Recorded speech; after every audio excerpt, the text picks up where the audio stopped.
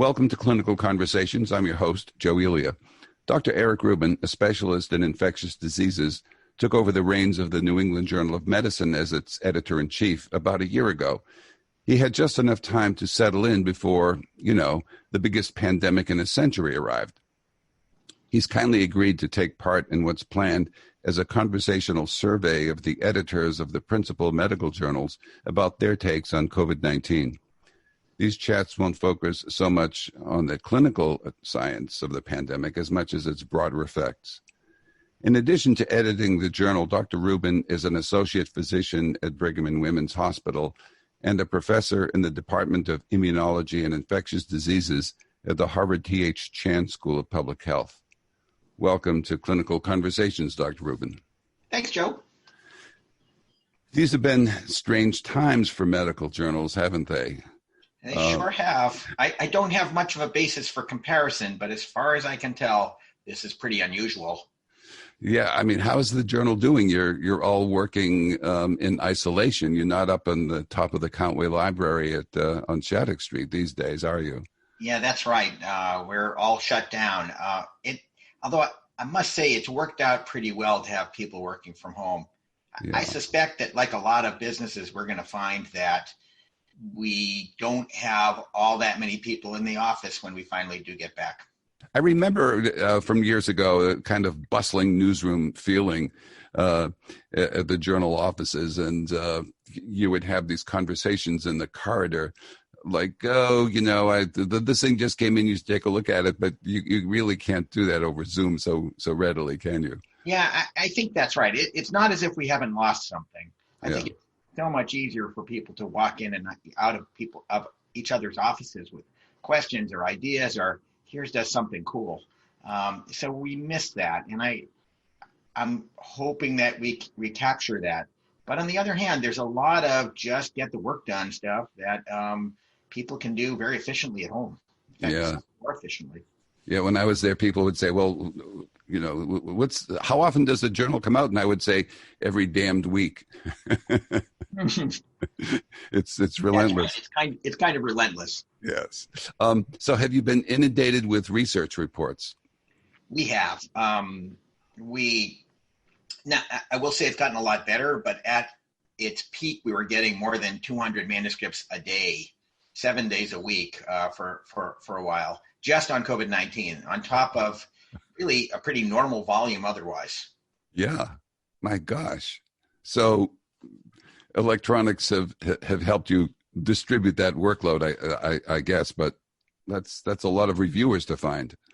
It is. We have to filter before we send out for review pretty severely. And finding reviewers is also problematic because the reviewers that we want to use are also quite busy. Yeah. They're the people taking care of the patients with COVID or setting the policy. So I think the reviewers have been very generous, but it did mean that we took a rather severe cut when things came in, thinking, this just is not likely to make it, and the authors are better off going somewhere else where they can get a real serious look. Yeah. Journals have often been called universities without walls. But now a lot of information, especially biomedical information, is being swapped around on social media. But they are kind of universities without constraints. What's your feeling about this kind of swapping of information that's going on? I have mixed feelings. On one hand, I like the fact that information is being democratized and anyone can see it and comment on it. And that's certainly true of COVID-19, where we and many of our fellow journals are making everything available immediately for free access right away, immediately, so that everyone can read the same things that the experts are reading. When I look at social media, though, there's a real mix. There's really learned commentary, and there's real misinformation, and it can be hard, I think, for people to sort out what's real from what's not. Can journals then offer a kind of healthy skepticism in peer review? Is that what they can bring to the table? I think for sure, there's no question that we make a lot of changes in every manuscript that comes to us. We work together with the authors, but the final product generally looks a lot different from what was submitted, and different from the preprint that's been posted. And some of those changes, a lot of them are cosmetic. A lot of them are messaging questions, making them more understandable or more accessible, or being very clear about what the investigators did. But a lot of them are substantial. For example, it's not unusual to change the conclusions of a manuscript, and sometimes change them to the opposite of what the authors had said originally. And that's a pretty big change. And it is, so I think we're still playing a role in communications, that it's very important. And we do that certainly with the very big help of our peer reviewers. So those changes, Eric, are made with of course, with the consent of the authors. I mean, they're not just made and published. I just want our listeners to understand that. Absolutely. This is a collaboration with our authors. Yeah. When we accept a paper, we're a little bit different from many scientific journals. We generally decide after peer review immediately, we're going to take this or not. It's very unusual for us to send it back and say, if you did some more experiments, we'd reconsider. Generally, we write a letter that says, we'd like to publish this, but as long as we can work with you to make the changes that we think are necessary. Uh-huh. And those can be fairly extensive. This pandemic is an event that's affecting culture in some ways in the same way that the AIDS epidemic did. And by which I mean, human interactions and politics, as much as creating an urge to solve the problem biomedically. But would you agree that the pandemic has become unusually politicized? It's very strange, but absolutely. I think the parallel that you point to with HIV is a good one. And back when HIV was in its heyday, and treatments were not so good. It's not that HIV's gone away. Don't mean to suggest that. Right. But back when there weren't many therapies, and there was a very strong advocacy movement, it was a very frustrating time. And that led, and people may not recall this, but that led to a lot of sort of crackpot theories that got propagated very widely in the community, and were ascribed to by a lot of people. And that really undermined, I think, their confidence in the system. Now, in the case of HIV, what brought confidence back was having effective therapies. It really was a technical fix. It wasn't a political fix. Mm-hmm.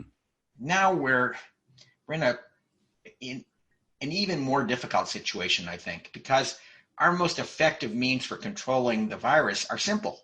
They're social engineering in a way. They're wearing masks and social distancing and all the standard sort of stuff. And yet we're not really able to implement them in the US, at least, as widely as we should, because of this politicization of the questions. Rudolf Virchow, back 2 centuries ago, said that medicine is a social science. And these simple, measures that you mentioned are part of the social science, probably, that needs to be done. Well, and I think that goes back again, back to HIV. I think it's a really good point. In HIV, all we had originally were control measures, and those control measures meant people had to change their behavior in ways that they didn't want to change, and it was very difficult. The uptake of that was difficult, very parallel to today. And what made the difference was actually not a social intervention, but a technological fix.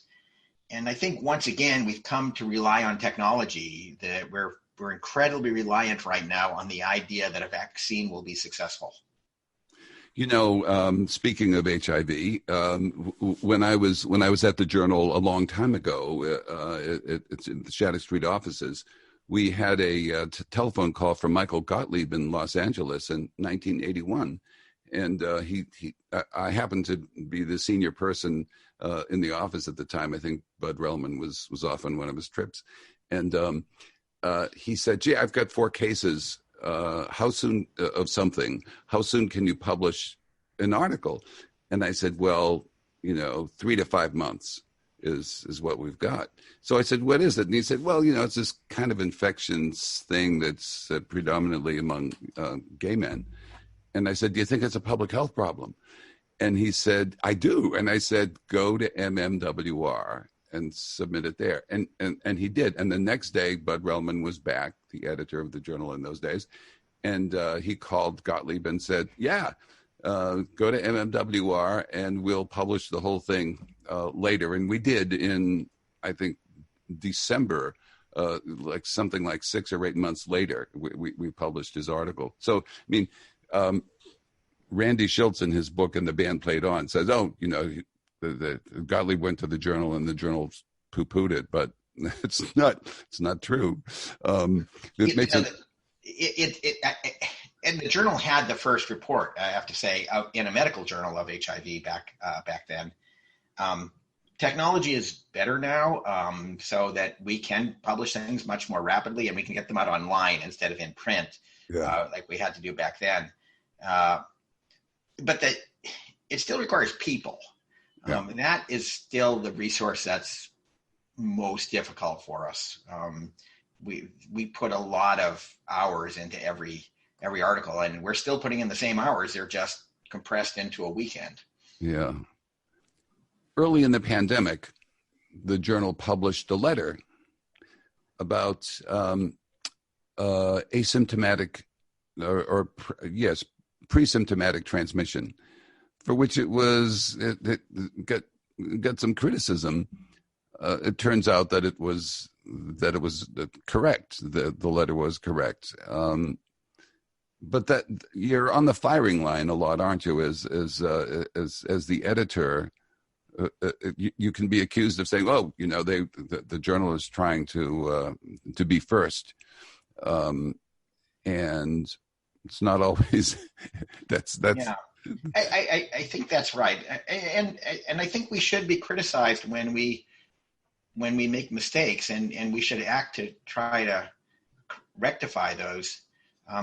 In that case, we happened to be right, and we were vindicated by subsequent studies. But that was a case of politics as much as anything. That was a message that people didn't want to hear, and they were very resistant to at the time.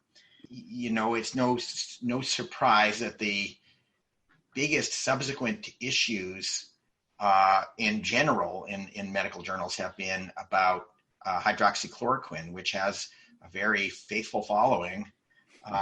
And when anything gets published, we have a lot of people who object and we would have people objecting on either side if we said that if the article suggested it worked or it didn't. And we're also put in the position, we get a lot of people writing saying, why didn't you do this? We didn't actually do the study. So it's a little hard for us to, but they'll criticize our characterization of the study as positive or negative. And I think we're doing the best we can, and it's very fair to second guess us. That's part of the interchange, but it can get a little personal. So when you think about your role, Dr. Rubin, what do you see yourself as a teacher or a referee, a ringmaster? Who do you, when you think about your audience, who is it? Well, that's a really good question. We like to think of our audience as clinicians, as people who are taking care of patients. The truth is that we publish a range of things, some of which are aimed at practicing clinicians and are very practical. They can be the videos in clinical medicine which show you how to intubate a patient, or how to do any given procedure, or the CPCs, the various clinical series we have where discussants develop a differential diagnosis and come up with management plans for patients. The research articles we try to characterize, at least in summary, in ways that any clinician could understand the message. Now, the truth is, we do have, we have more and more of what I guess I'd call experimental medicine, which is something that's not yet ready for prime time. It can be phase 1 studies. It can be first-in-man studies occasionally of new drugs or new techniques. And I still think that's important because a clinician can see what's coming next. What do we have to look forward to? It may or may not be a breakthrough, but it could be, and we'd like to get those out to our audience. Admittedly, some of what we publish is very technical, and is aimed at a subspecialist or occasionally really a researcher community. But we're trying to serve everybody to some extent. Our goal is to make a difference in how people are treated. And I think we try to think of the audience that matters for making that sort of impact. If you considered yourself a ringmaster, how do you get the lions and tigers to behave? Well, so I guess that requires a little description of the process we go through to make decisions on manuscripts. Uh-huh. Essentially, all the editors sit in a room, at least until we shut down the office. Everyone shows up. There are 30 people in a room, and every manuscript that's gone through peer review and has some chance of being accepted gets presented. Actually, it's very old-fashioned. The editor who's handling it Xeroxes all the figures, hands them around, and then presents the paper as if it's a journal club. And then there's a very interesting discussion where the experts in the room, or the people who have opinions in the room, or have educated opinions in the room, will bring up any aspect of it. Was the design correct? Are the statistics correct? We have several PhD professors of statistics sitting in the room. Uh-huh. Was it ethical? Was there equipoise? Could you do this study? Almost any aspect of it gets discussed. And at the end, we make a decision. It is kind of a strange position to be the final decision maker, because so many people in that room know more than I do. But it comes to a balancing act of what do we think people really need to know, and what's going to move the needle. And I think that gets discussed all the time. In fact, one of the key questions that comes up repeatedly is, if we publish this, is it going to help or hurt patients? Are people going to take this incorrectly and potentially do harm, or is this really going to make a difference? And if it's really going to make a difference, we'll definitely publish it. So it's a fascinating process. I mean, it's the world's best journal club. Well, I want to thank you so much, Dr. Rubin, for speaking with me today. Thanks, Joe. That was our 273rd episode. We come to you from the NEJM group. Our executive producer is Kristen Kelly, and I'm Joe Elia. Thanks for listening.